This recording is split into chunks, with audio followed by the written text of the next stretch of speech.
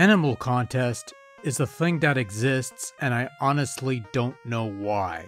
The object of the game seems relatively simple enough. Each player draws an animal, and whoever is higher on the food chain claims both animals. The elephant sits on top of the food chain, while this blue thing that somewhat resembles a mouse is the lowest creature on that chain. It'll take a few rounds, but eventually you'll learn how the food chain operates and you'll know what to expect. The game continues until one side runs out of animals to play, and then we move on to the next stage where the whole process begins again. Doesn't matter whether you win or lose, we all move on to the next stage. And quite frankly, that's pretty much all I've got to say about that. I won't bog this video down with worthless information that doesn't mean a damn thing, so I'll just cut right to the chase. Animal Contest operates on one single button. That's the A button.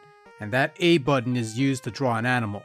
You have no control over which animals to draw. You have no means of looking over what animals you have on hand. You have no way to manipulate the game to play in your favor. There's no skill involved in Animal Contest. Everything is based on chance and the luck of the draw. It is a truly worthless game on its own right, and the fact that it has multiple stages is laughable. A typical stage lasts about 15 minutes of constantly tapping that A button. I would like to remind you that the A button is the only button that performs any kind of action in Animal Contest.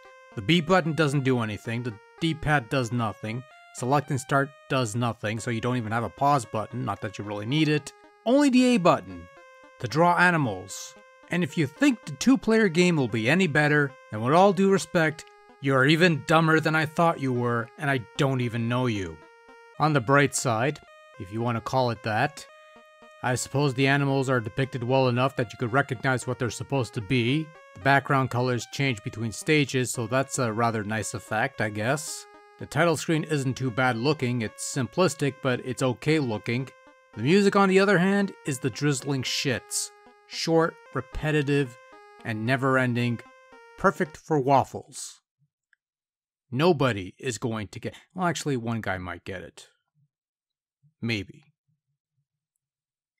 Animal Crossing is worthless. There's no control, there's no challenge, it's all about luck. And having to sit through 40 minutes of mashing that flippin' A button just to see if anything different took place was a complete and utter waste of time.